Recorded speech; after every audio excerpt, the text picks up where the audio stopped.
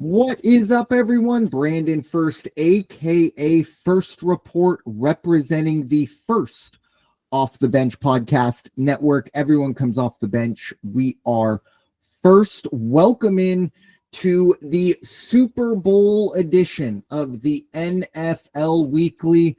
One final game to determine the champ of the 2024-2025 season. And with me, as always, to help break it down is my friend and co-host, Raider Jim Martinez. You can find Mr. Martinez at Raider Jim 1090. How you doing tonight, sir?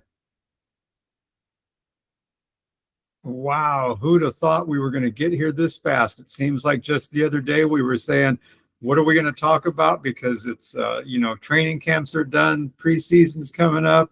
Next thing you know, we'll be talking about the Thanksgiving games, and here we are talking about the last game of the season, the Super Bowl, and this one is lined up to be one of the best, if not maybe the best game ever. It's marking up to really be that. I hope it lives up to the hype. Yeah, I obviously 2 years ago, fantastic game for myself. A game that I, will want to forget, but a lot of it came down to that holding call that, again, I said right when it happened, like technically, yes, that is a hold.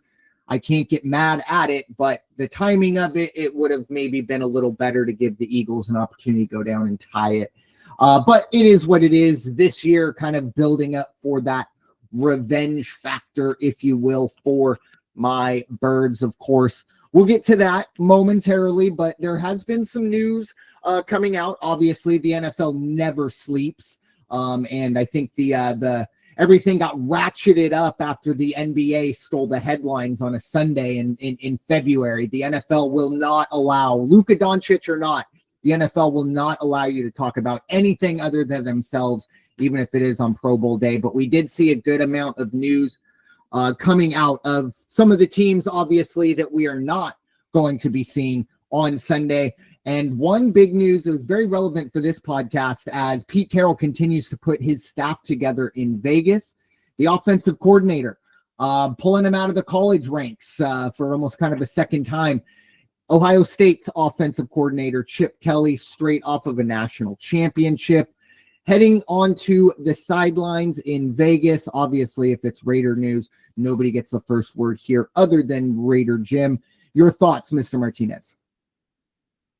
Well, I was kind of scratching my head. I mean, you sent me the text on Sunday night, I believe it was, and saying, Chip Kelly, really? And then I was like, what do you mean, Chip Kelly, really? Did something happen?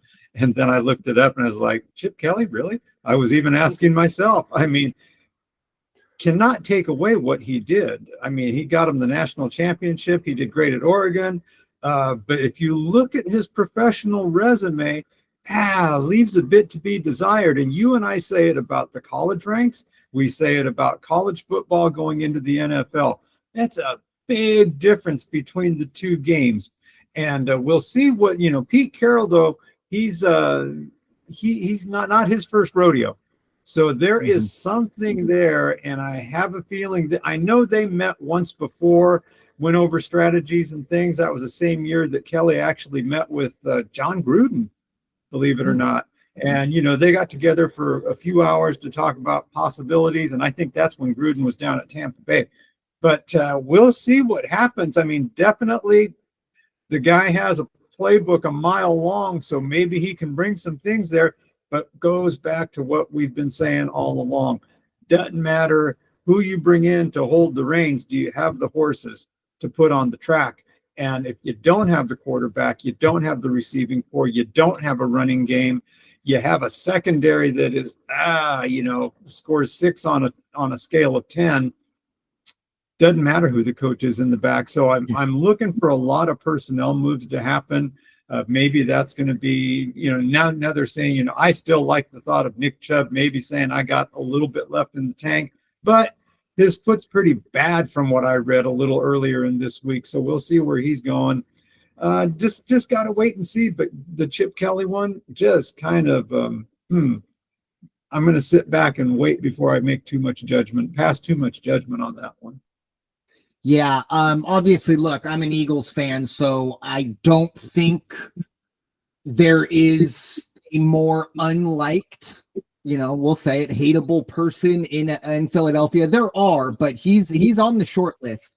I do wonder if it is similar to a Norv Turner, a Wade Phillips, where these guys are fantastic coordinators, the top of their top, and just aren't good head coaches. It didn't work for Chip Kelly in Philadelphia. I mean, you can look at the record and might go, oh, it was okay, but you have to dive in. You have to find the context of how toxic everything was. I mean, him coming in, his first move to Philadelphia was trading LaShawn McCoy. I mean, I think that kind of tells you everything that you needed to know about his tenure in Philadelphia. San Francisco then said, hey, let's give it a shot. Was not anywhere near, wasn't successful at all. And he kind of disappeared for a bit. And then with his resurrection as an offensive coordinator with Ohio State, now don't get me wrong, I don't think you needed to be a superstar offensive coordinator to win a national championship at Ohio State. That team is going to be looked at as one of the best ever when you look at the NFL prospects, similar to that 2019 LSU team.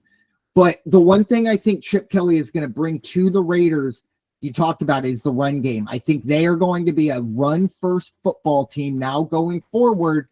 And I do wonder if maybe that bodes well for Aiden O'Connell. If you could maybe say, look, we'll put all of our chips in the draft basket at running back. It's a very deep draft at running back. I don't know if you go top 10 running back, might be a second round, or they might finagle their way there. And then also, as you kind of mentioned, look, I don't know what Nick Chubb is going to cost. It will be possibly at a discounted rate because of his injury history.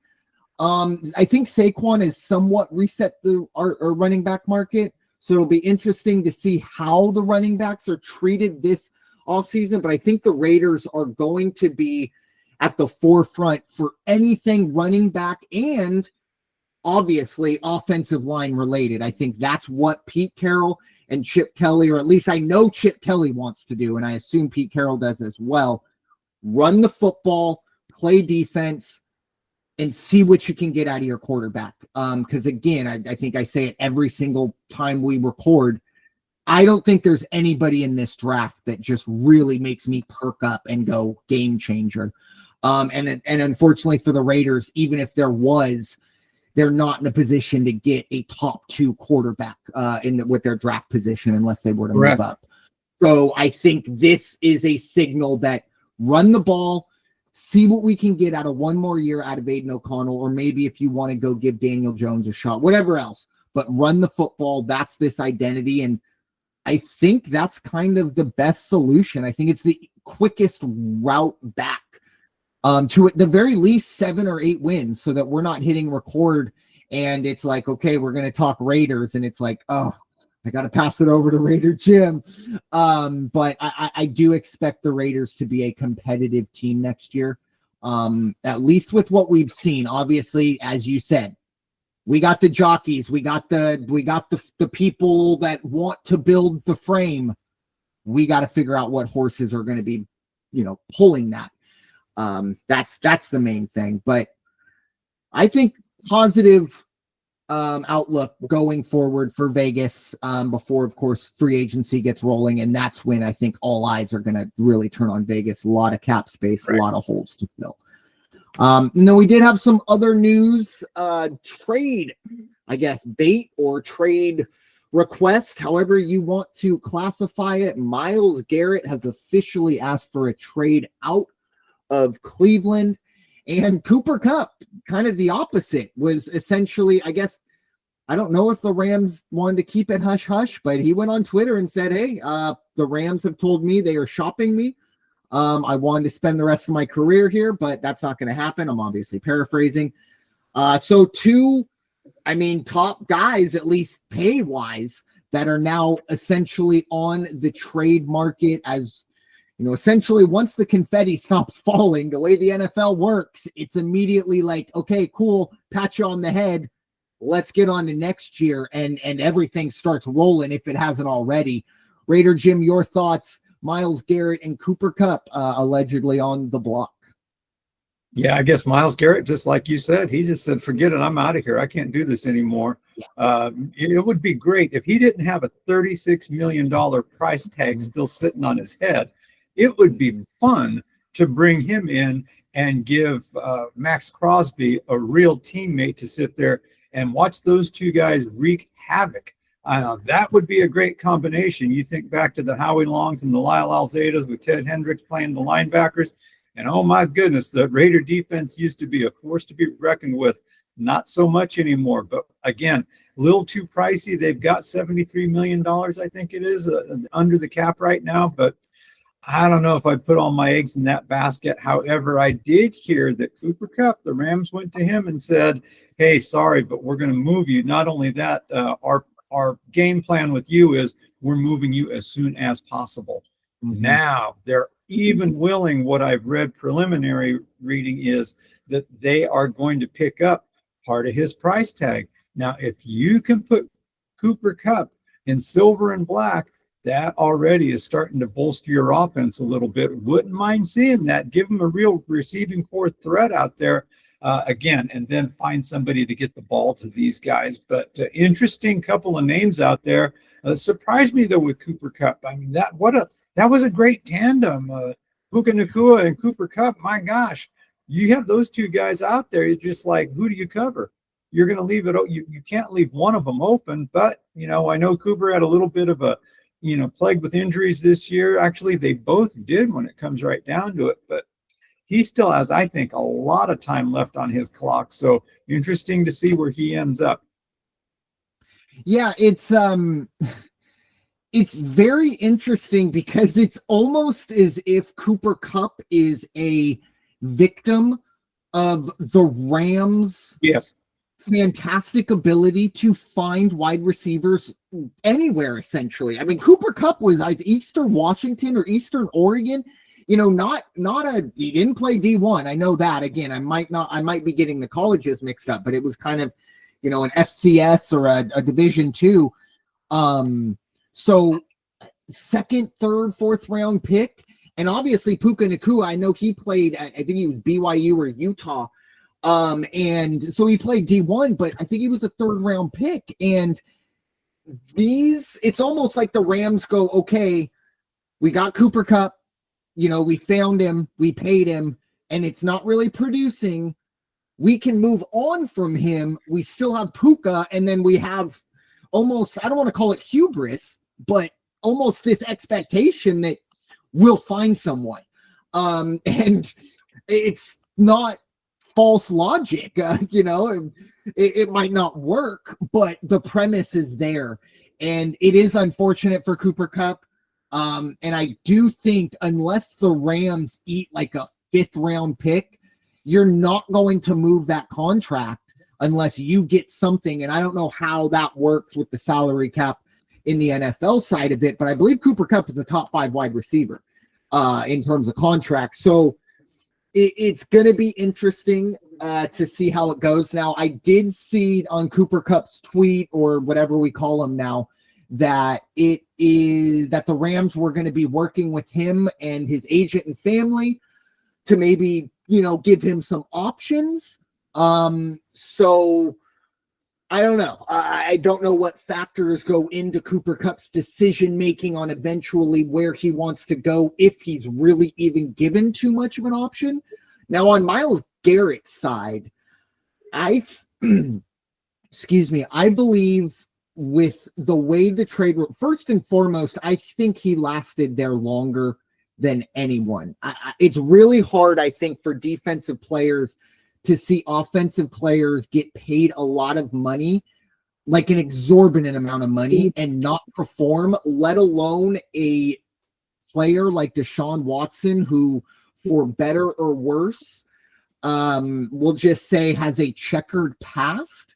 So I was surprised he hung on as long as he did in Cleveland. I really do think he wanted to do something there, and it's just not going to work. And he knows I only have X numbers of years left to be a real impact player. the trade value is insane, I believe, for Myles Garrett. I think he's still a top 5 defensive player. You talked about his price tag, and I don't know if it's just because of the echo chamber I've been in for the last, month with Eagle social media, but I think it might just be a reflex out of us Eagles fan is the minute any player goes, I want to trade, we just perk up and go, Howie, you know what to do, and we just expect it to get done. But the Eagles are co-favorites to get them. And this isn't, I think, going to be an open competition like Cooper Kupp will be, because Myles Garrett wants to go to a winner. And that's where he's going to essentially end up and wants to re-sign. And you're going to want some assurances if you are another team, because it's going to probably cost multiple first-round picks. Khalil Mack cost multiple first-round picks. Myles Garrett might be ahead of him, and maybe that's recency bias, but he's at the very least on the same level. So you have to imagine that 2 first-round picks are going to be the price tag, plus the $36 million. I really do think there's only like 3 or 4 teams that are a proven winner that have the ability and want to give up multiple first-round picks and the cap space. And the Eagles do fall into that criteria. Now, it would take some Howie magic to it would be a very lean offseason if we do make this trade. But it's not out of the realm of possibility, but I just hope that Myles Garrett, stays out of the NFC East if it's not in Philly. But I do hope that he goes somewhere and we do see him on the stage we're about to talk about, or a championship game, because he's a fantastic player. Everything I've heard, he's a very smart and very well articulated and a good person. None of the other kind of stuff you see off the field. So I hope the best for him. Getting out of Cleveland, good for him. And yeah, if Howie can figure this one out, I tell you, it would be, I don't want to say Dodger level, because that's a whole nother level, but it would drive the NFC East and NFC teams very up a tree when it comes absolutely. To the Eagles, if they're able to add a Myles Garrett. But I maybe just because I don't want to focus on anything past Sunday, but I don't fully see it myself, but it would be an incredible addition. But I think both of these guys, they're going to hopefully go to two very different situations. It's kind of the yin and the yang of the industry. One guy saying, I can't get out of here fast enough, and the other guy almost kind of grabbing a hold of a pole saying, no, you're not getting me out of town. But hope for the best for both of these guys. And as I said, if you don't come to Philly, stay out of the NFC East, please. That's all I got on that. But moving on to pretty much what we've all been waiting for, especially myself. I was telling Raider Jim, we're 5 days away. We are recording on the 5th of February, Wednesday. I was telling Raider Jim that I feel like a 2-year-old horse that just wants to run forever. And I got a Hall of Fame jockey just pulling me back because I just have to pace myself. It's a long 2 weeks, but it is time to get down into the nuts and bolts of this. And of course, as we kind of always do for these Super Bowl editions, we do kind of dive into the finer things, the offense, the defense, special teams, and coaching. So, without further ado, we'll start when Kansas City has the football. Essentially, who's got the advantage? Kansas City offense versus Philadelphia's defense. Raider Jim, I'm going to give you the honors of these first, just because I'm going to probably be very long-winded and scatterbrained. So I'll let you come in hot. Raider Jim, your thoughts. No problem, folks. And listen to this guy complaining about waiting 2 weeks. I've been waiting 22 years and 2 weeks, okay? I don't want to hear it. Anyway, let's move on, and I'll get off my soap. I won't even step onto my soapbox. Who has the advantage when Kansas City has the ball? I will put it to you like this. Andy Reid's got the advantage. Andy Reid has the advantage, and as I start looking down the lineup and the way I think Kansas City is going to approach this, first of all, how I'm such a big fan of the battle in the trenches, and this is going to be some bare knuckle action going on in the trenches on Sunday, and I can't wait for that. I will give a little bit of nod on the Kansas City side when they have the ball Creed Humphrey has become and is continuing game in, game out to prove himself as maybe the premier center right now. You know, if he's not there yet, give him a year or two, and he is going to be that guy everybody looks at and says, go out and get me a center, and he better play like this guy. He is he is a bona fide leader out there. Offensive line is coming in fairly healthy out there. Jawan Taylor has been cleared. He's not going to be he's not questionable. He will be suiting up, so they, you know, they've got all their tackles in place. Then you look at the weapons. Well, of course, you got Mahomes, who continues to tap dance and spin and pirouette, and whether he gets the calls or not, he's always upright and he always finds his way to make something happen. And now he's got all his weapons that are coming with him, not the least Xavier Worthy. That young man is probably going to touch the ball once, if not twice, either through receiving and or out of the backfield, and watch out for that. What does that leave you? If you do, my prop bet, the Raider Jim prop bet, is going to be watch for a Kansas City flea flicker in the first quarter possibly, and they're going to get Worthy to flip it back, or maybe they're going to get, if not him, they will get, you know, Juju Smith to pitch it back to Mahomes and throw it down to Worthy, who's just racing down the sidelines. Watch out for something like that to set the tempo of the game for the Chiefs. So I think just based on the way that the offensive line is playing, and they're going to have to play lights out football, no errors, no jumping, no motion penalties, none of that nonsense, no guys, big bodies downfield. But I think that they're going to be able to pull it together. Just, you know, this is another money line call. It's not like, oh, they're going to dominate. I don't think either team is going to dominate on either side of the ball as far as the line play goes.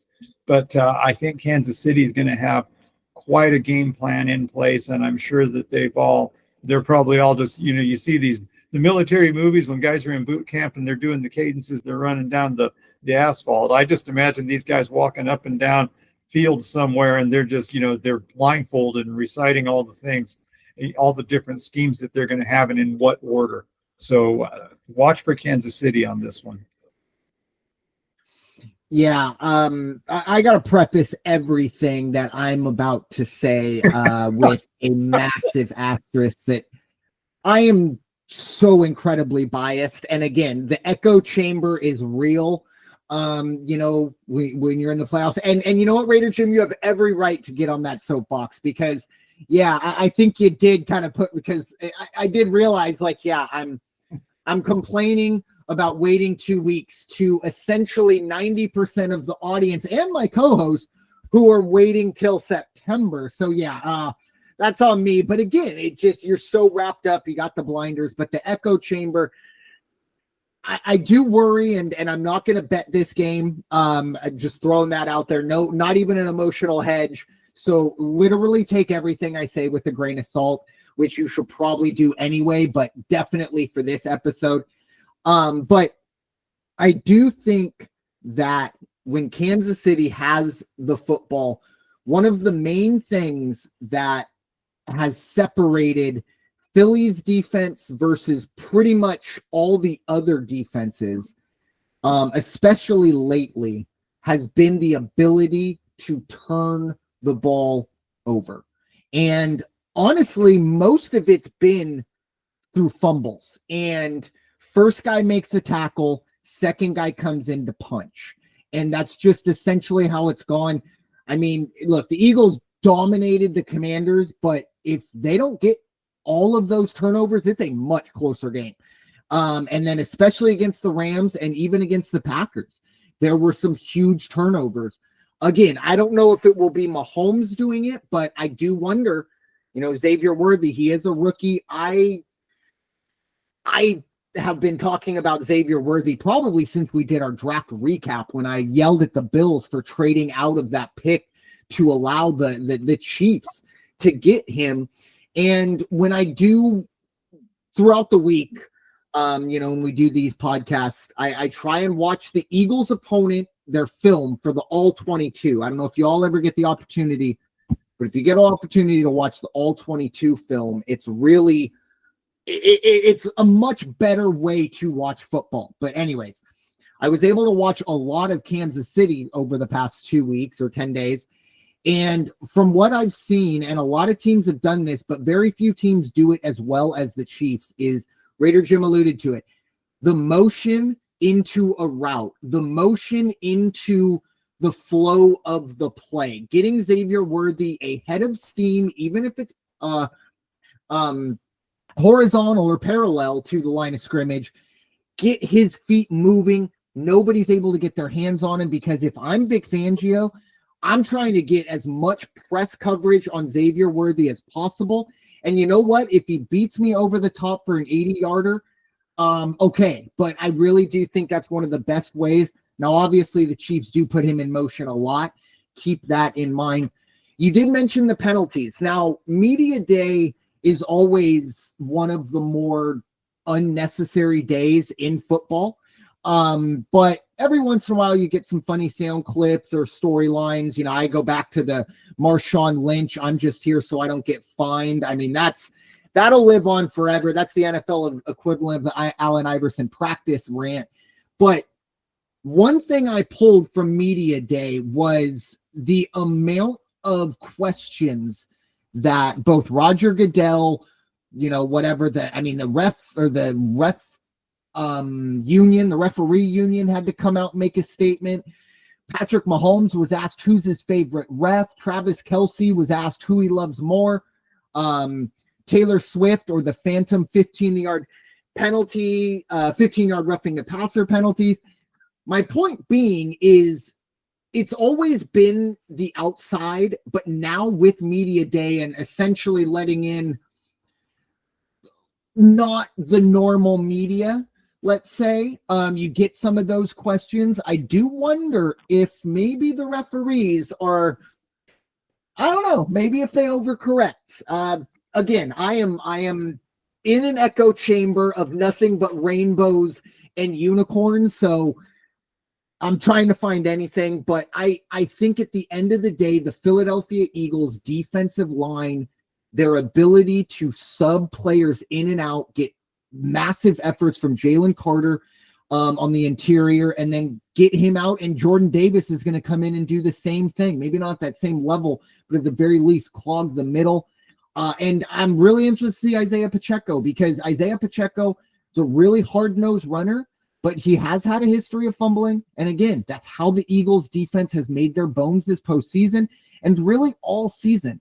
The best defense, it was the starting quarterbacks are 3-14 in the Super Bowl when they face the number one defense. And that's what's happening with Patrick Mahomes. Now, of those 17 times, how many was it Patrick Mahomes? That's the other story. But I really do think that the Eagles have the advantage on defense. But again, incredibly biased, and I'm stuck in this echo chamber that I'm starting to worry about. But nothing I say really has any bearing over the actual game. But I don't want anyone to lose any money thinking, oh, Brandon thinks they're going to dominate this game, because spoiler alert, by the end of this, it might how it sounds. But please, goodness, do not do anything irresponsible with that information. But moving on to when the Eagles have the ball, obviously this will be, Eagles offense versus Chiefs defense. Raider Jim, who do you think has the advantage? Boy, I'll tell you what, I would think it's pretty obvious that they've got Saquon Barkley in the backfield for the Eagles, which automatically gives you the nod. My only concern, as powerful as he is, this is the game now. No more, what about this game, that game, the other game in the past, or the one next week? There is no more next week. My concern is how healthy, as much as I talked about Creed for the Chiefs, the center of the line, how healthy is the center of the line for the Eagles? I watched them play through such pain that championship game at the center position, and they're not going to be able to do that against Kansas City successfully, I don't think. But from what I'm hearing or what I have read, I believe Juergens is okay now.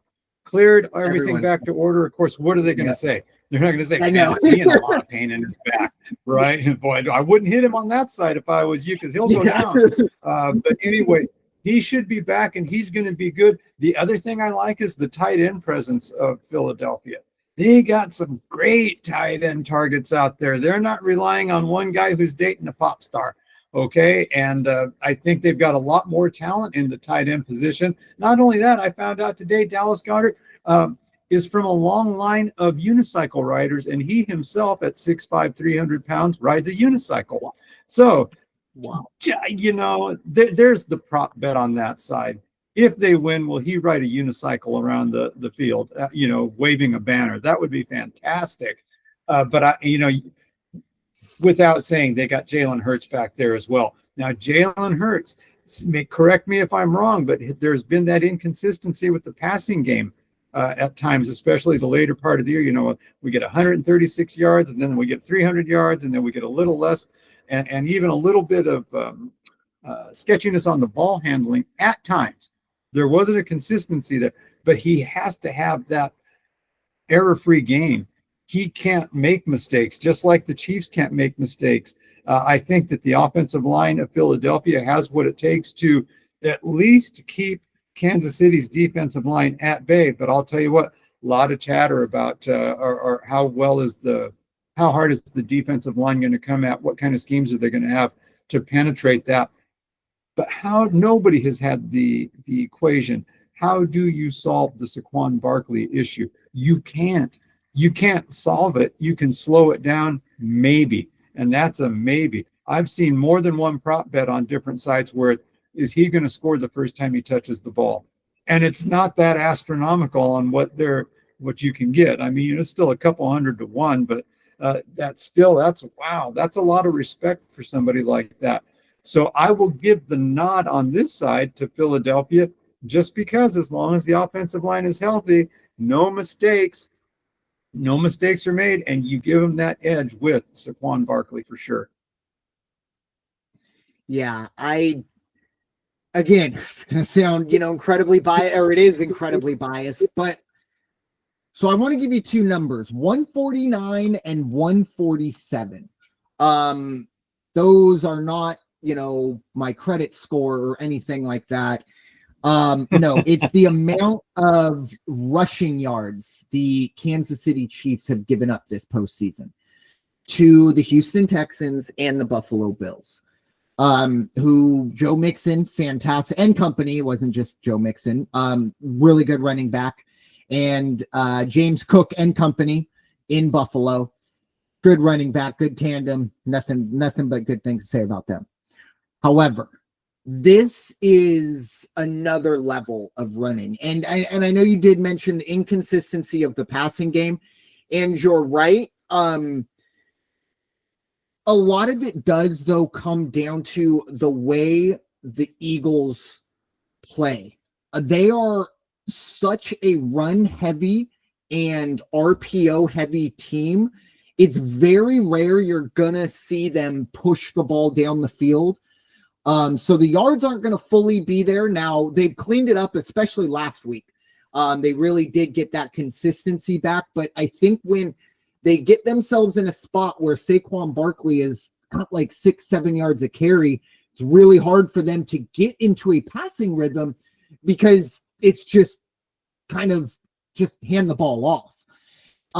So we'll see how that goes. I really do think the Eagles are going to have their way against Kansas City's defense. And I completely understand how ridiculous that sounds because I have been the one all season screaming, look, I know you're all focused on that mean, bad Patrick Mahomes, but everyone needs to be focused on the much meaner, much better, or at least as a unit, that defense as a whole.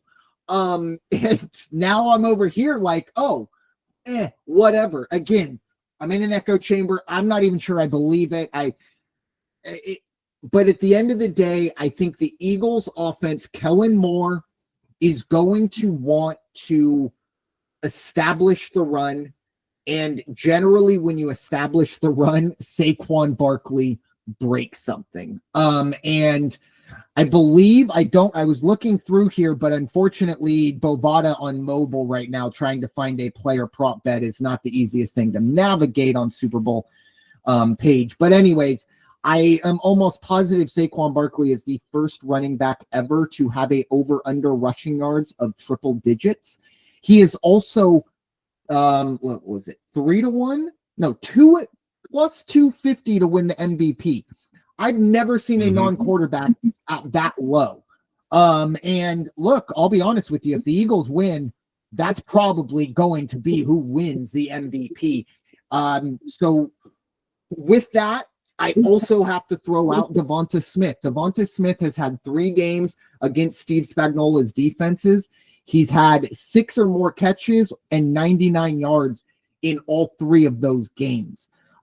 So again, if you're someone that thinks like that, I do think Devonta Smith has a big game. He might be a little undervalued because Dallas Goedert has been hot. A.J. Brown had a huge game last week.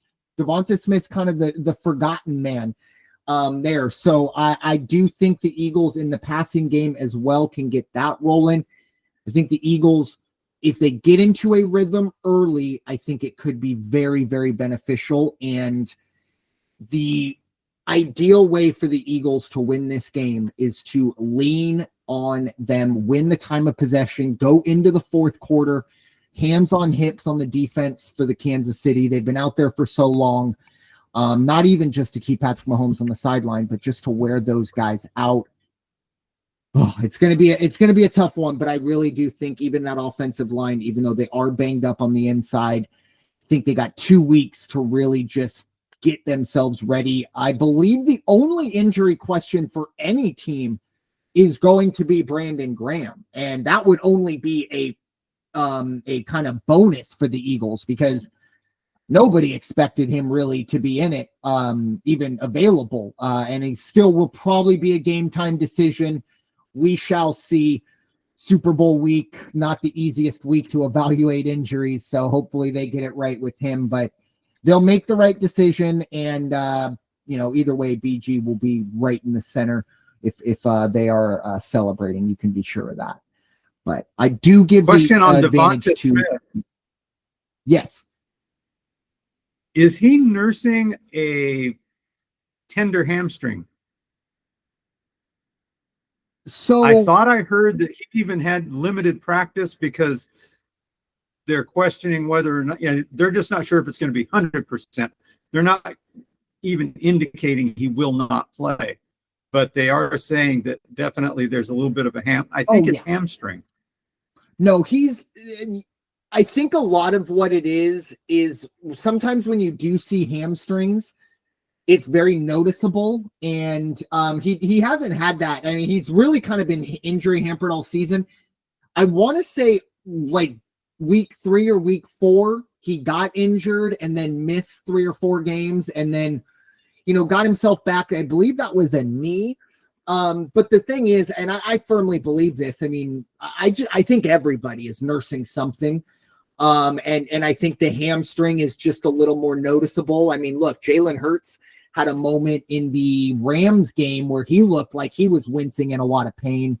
But I really do think when it's one game and there truly is no tomorrow, and you'll be in wherever, Boca Raton, wherever by Wednesday, I think that adrenaline, and I don't want to say abandon, but I mean, this is it, right? Like everything you've done is to get to this point. It's almost like restrictor plates are off, and we'll see. I mean, I don't think it'll be a factor. But again, it's very, very, sunshines and rainbows for me right now.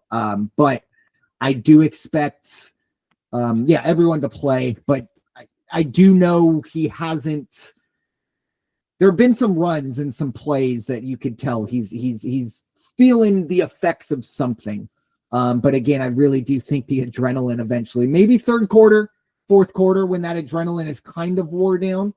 But we'll see. It's going to be a very, very tough matchup. You kind of hit the nail on the head earlier. I don't think anybody's going to get up more than 10 points in this one. I don't think we're looking at a blowout by any stretch of the imagination. But final category we're going to ask about the advantages, the coaching and special teams.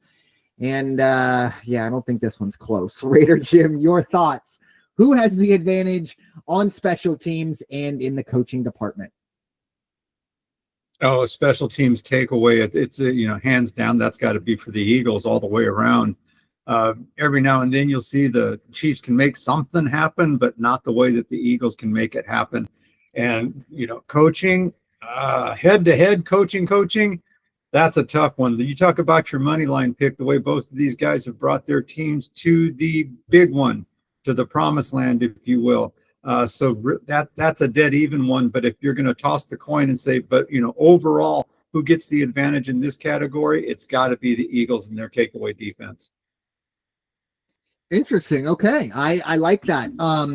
And that's definitely a positive, I would say, for the Eagles. Unfortunately, outside of the defensive or the special teams turnovers, I should say, I really just kind of feel now punter. I mean, whatever you can debate Braden Mann versus I don't even know who the Chiefs punter is. Oh, Matt Ariza. I'm sorry, San Diego State. Actually, fantastic punter. And Jake Elliott has had his struggles this year, but he was fine. He made all the extra points again in the championship game. I think it was a 54-yarder in a swirling wind. He missed it. That's not alarm bell. I think we're on the right track from where we were a month ago. And I do expect that to not be a problem. But also on the other side, Harrison Butker is a fantastic kicker in his own right as well, has been there, has made all the big kicks. It seems like he's made every last second field goal every possible way over the past 4 years. So probably give a little bit of advantage there to Kansas City in the coaching department. And again, maybe this is just my affinity with Big Red Andy Reid, but I don't think there are too many coaches that can go toe-to-toe with him in the NFL. And as impressed as I've been with Nick Sirianni, he still has a ways to go to get to that level, and we shall see. Now, obviously, I think Steve Spagnuolo versus Vic Fangio. Now, I know they don't go head to head, but I think that will be a fantastic kind of who has the better game. Two very different coaches. Obviously, they have a lot of success throughout the years, but they handle defenses. One's very aggressive in Spagnuolo, and Vic Fangio likes to let his 4 guys up front do a lot of the heavy lift and at least getting after the quarterback. So see how that goes. But I think the advantage for me is going to go to Kansas City here. But again, how much of that effect will it have? I mean, even for the Eagles, when it comes to punting, I mean, when they're at the 50 and it's 4th and 6 or shorter, they're probably going to go for it. So, right. And that's why just, special teams, at least punting wise, don't see a big factor in this one. Finally, the final question, obviously now we have the line, and I believe it opened at Kansas City -2. It is now down to Kansas City -1, which, that's essentially a pick 'em, folks. Money line, take your pick. You'll get slightly better numbers with the Eagles on that money line. And the over-under sits at 48.5. And any prop bets we'll talk about here. Raider Jim, your thoughts, Super Bowl 49, Kansas City 1-point favorites. Well, I think I said it after championship weekend, and that is there is no way that this game is not going to be a money line pick for me, either side of the ball. And wow, I just, I look and I pencil it and I do this and I do that. And one of the prop bets I was looking at was kind of making me laugh. They actually have a prop bet. Kansas City Chiefs trail in the last 2 minutes of the fourth quarter and win the game. That's even become a prop bet. And just let's see. Yes, they will, plus 790. Yeah, so, I mean that's that. And I think this is what we're going to see. I think somehow, I keep trying to say, no, there's no way. I really thought Buffalo was going to pull it out, and Buffalo couldn't do it. it's that thing that you and I say about not just football, but basketball, anything else. Well, then if you don't want those guys to win, then beat them. But guess what? Nobody could beat the Chiefs again, and here they sit. I'm going to have to take Chiefs money line on this one. The over-under is funny in this one, but I have a feeling it's going to be a pretty good scoring game. Inside, nice and dry, no elements to deal with. Give me a point and take me over 47.5. But, oh, wow. And then prop bets, there are just so many to choose from. I do like the prop bet. That is, whoever wins the coin toss is also going to win the game. That's kind of a fun one. Will there be, I like the timing ones too. Will the first score happen within the first 5 minutes of the game, the first 6 minutes of the game, the first 7 minutes of the game? Those are kind of safe. And there was, a couple ridiculous ones for like 10,000 to 1 or something, but it was, some guy with a half a leg, is he going to get out there and score a touchdown? And why they even bother with that, except it attracts money. The 10,000 guys who throw their $5 in and say, "Oh, this is just for fun, I'm doing this." Yeah, well, you just made those people $50,000 in 20 minutes for putting your fun bet out there. Prop bets. So I try to not get too wrapped up in those because it's too easy to do so. But so I'm just going to leave it with the money line and the over at 47.5. Yeah, there are two Brandons that are going to be talking to you right now. The first one is going to be Gambling Brandon, who is completely non-biased and still isn't a very good gambler, don't get me wrong, but at the very least is unbiased. The only time you're going to talk to this Brandon this episode. I think, just as a gambler, I've had essentially a mantra or whatever. If you can find Patrick Mahomes and the Kansas City Chiefs at minus 110 or better, just blindly take it. And that's probably what you're going to get here. Might be minus 115, but again, I'm not more than likely. I think you're probably going to be looking at minus 110, maybe minus 120. But anyways, I think that just blindly bet the pedigree, the kind of Tom Brady, like, okay, even last year, I was looking over my notes from last year's Super Bowl. All of my notes were how complimentary it was from San Francisco's side of things, how great Brock Purdy was, blah, blah, blah. And then when it got to my pick, I said Kansas City and a plus number all day. And so it's almost like I built all this, my thesis up to say this is what I'm going to do. And then I did the exact opposite because, again, sometimes everything that your eye tells you, that's it. And then the numbers over there and you go, okay, well, never mind. This number overrides all of that. Again, so that was Gambling Brandon. You'll see him next year. Anyways, back to Crazy Fan Brandon. I really do think the Eagles are going to win this game. I really honestly do.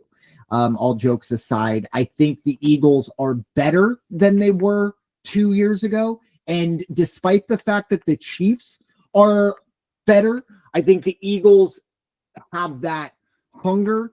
And I think there is the biggest X factor out of all of this. The biggest difference why I think you throw the 2023 Super Bowl out, even though it's 2022, but the biggest X factor why you have to throw that result out, and it stands in the backfield, is Saquon Barkley. That's the biggest thing that was not there. With all due respect to Xavier Worthy, with all due respect to DeAndre Hopkins, and some of the other acquisitions from both of these sides, Saquon Barkley is going to be the biggest difference maker and the reason why the Philadelphia Eagles win their second Super Bowl in franchise history. And with that being said, again, I mentioned it earlier, it's kind of a bit of a prop bet, but plus 250 to get Saquon MVP, I think is very, very smart pick.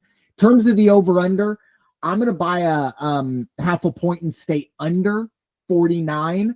I think this is a game both teams want to win the time of possession battle. Generally, when that happens, we turn it into a 6, 7, 8 possession game. I think we have two defenses that are good enough to win 50% of the time, if you will, on those. And, hold them on those other 4 scoring possessions. Maybe we see 2 field goals, 2 touchdowns. And the team that scores 3 touchdowns, only 1 field goal is the difference maker.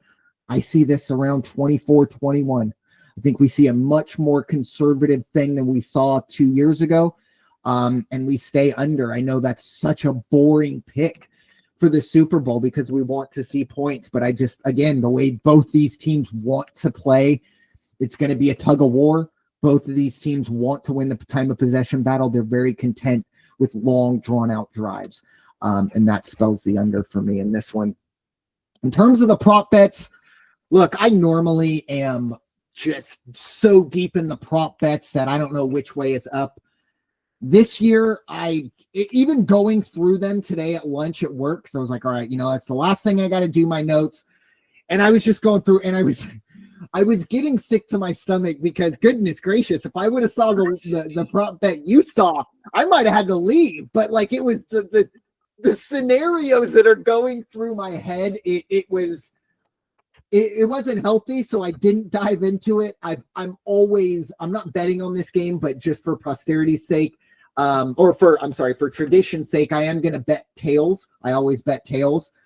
Tails never fails, except 50% of the time. So that's kind of my mantra on the prop bets. But another one that did catch my eye in the MVP side is Xavier Worthy is 30-1. Again, it would be a crazy performance. And again, it would have to be 3 touchdowns almost, and probably one would have to be rushing, because if they're all passing, Mahomes is probably going to. So, it's a tough route to get there, but 30-1, that is something to keep an eye on, especially considering Travis Kelce is 10-1. So that, just to give you a little idea of the way my mind's thinking, I think Xavier Worthy definitely has just as good a shot as Travis Kelce to win MVP. And you're going to tell me you're going to give me 3 times the odds to him? All right, I like that. Just throwing those out there. But again, I could not dive too deep into that. It was too much. I'm going to lure you into a prop bet right now. Ooh. So I've got FanDuel up. FanDuel, one of the prop bets, Saquon Barkley to record 15 plus rushing yards in each quarter. Plus 200. That's crazy. Hey, I'm not making it up. I'm looking at it. That's awesome. The only one thing I will say, because, full transparency, we live here in California, so all of our bets are hypothetical, folks. So unfortunately, FanDuel isn't available for us. But, let's just say there was a hypothetical way for people who didn't live in those states to bet. Hopefully, hypothetically, of course, those books would offer that line as well. And who knows, maybe hypothetically, some research will be done, hypothetically, of course. But I'll give you one more. I'm going to pull you out of your cave one more time. Oh, beautiful. Each team will score 1 touchdown and 1 field goal in each half of the game. 1,400-1. Oh my goodness. Plus 1,400. Plus 1,400. This is from FanDuel. Crazy. Wow. Yeah, I might need to come out of my cave, or maybe, maybe I just need Raider Jim. Maybe Raider Jim needs to be my filter. I just need you to dive in and only show me the good ones that'll give me butterflies and make me feel like candy bars and all that stuff. So that's awesome. But as always, Kareem Hunt to record 5 or more rushing yards, or over 5 rushing yards in each quarter, plus 300. So it's 3 times less Saquon Barkley, and you still get an extra bump in the odds. I mean, that doesn't tell you, again, the difference that Saquon and Kareem Hunt, fantastic run. Well, yeah, you know what? That actually is interesting, though, because at least I do understand the thought process, because Saquon Barkley is one of the few primary backs, and Kansas City more running back by committee. But that's 5 yards. I mean, goodness gracious. I feel like that's 2 carries.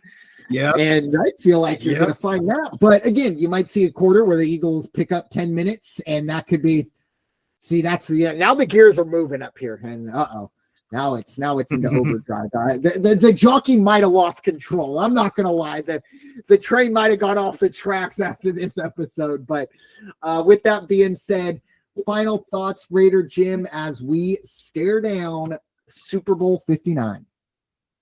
No, I think it's been a heck of a season. We've definitely done our job, and I appreciate you letting me be part of this program that you put together week in and week out. As off as I've been at times this season, it's been a fun time. I've enjoyed it, and hopefully you're going to have me back come springtime.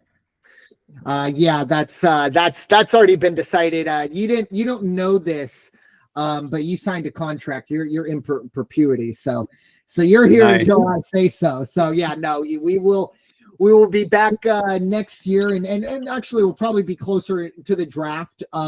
Full disclosure, Probably a wrap up down to one podcast a week with our schedule. So next week we're going to start focusing on college basketball. So make sure you tune in. We're going to get back into In the Paint, and then we're going to obviously start diving into the summer side of it with the thoroughbreds. Oh, and the dinner bell is ringing in the Martinez household as the doggies remind Mr. Martinez that, hey, it's our time now. But my final thoughts, I do want to echo what you just said. Obviously, a fantastic year in the NFL, and it's always a pleasure to hop on and talk anything, whatever we're talking about, and just be a part of Raider Jim's universe. But my final thought, I got a lot of, not email, but, direct messages from friends and all that stuff. Some of the behavior from Eagles fans and stuff like that. Look, there is obviously a stigma that is probably well earned with the Eagles. I'll tell you this, I disavow any Eagle fan who puts their hands on another person, period. At least first. So taking hats off people, taking beanies, or, pushing them or doing stuff like that, totally disavow. However, I do think one thing that people miscalculate when it comes to Philadelphia, it's the city of brotherly love. And again, right. It's not fatherly love. It's not motherly love. It's not sisterly love. And if you've never had a brother, you don't quite understand it, but it is a love, but it is a very tough love. And you come out on the other side, usually much better for it. Hopefully it doesn't get taken to an extreme, again, like it does sometimes. I disavow that stuff, but yeah, you go into the link on Championship Sunday. There are certain words that I don't think anybody should ever say in any context, but yeah, you're going to get chirped. You're going to be yelled at. You're going to be heckled. It's very, very unfortunate. And again, hopefully no one puts their hands on you, but it's the city of brotherly love. And I there are a lot of people that are like, oh, this isn't brotherly love. And I was like, this is exactly brotherly love. Unfortunately, it's not pretty, Right. and it's not going to be on the Hallmark Channel blasted up, but this is how brothers act. And, for better or worse, that's how it is. But again, don't put your hands on another person. Don't assault anybody or do stuff like that, especially over football. But yeah, you come to Philly, you're probably in another team's jersey, you're probably going to hear about it. And that's just life. Sometimes, unfortunately, there are certain areas in all cities that you probably shouldn't venture into. So unfortunately, Philadelphia has one right in the middle on Sundays. But with that being said, thank you all so much for listening to this episode and really all season of the NFL Weekly here on the First Off the Bench podcast network. Everyone comes off the bench. We are First. It is time for you all to go wash your hands and stop hating everybody. We'll talk to you all very soon. Take care and go Birds.